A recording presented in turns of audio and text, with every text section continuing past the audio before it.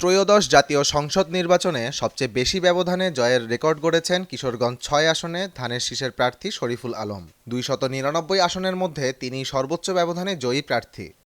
প্রাথমিক বেসরকারি ফলাফলে দেখা যায় শরীফুল আলম পেয়েছেন ১,৮৭,১৫৯ ভোট।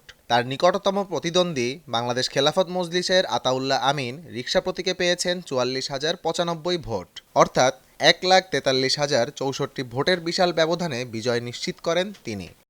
ভৈরব কুলিয়ারচর নিয়ে গঠিত কিশোরগঞ্জ ৬ আসনে এই জয়কে ভূমিধস বিজয় হিসেবে আখ্যা দিয়েছেন স্থানীয় নেতাকর্মীরা। বিজয়ের পর শরীফুল আলম জানান, এই অভূতপূর্ব সমর্থনের জন্য তিনি আসনের জনগণের প্রতি কৃতজ্ঞ। আগামীর প্রতিটি কাজে তিনি এই ভালোবাসার প্রতিদান দেওয়ার চেষ্টা করবেন।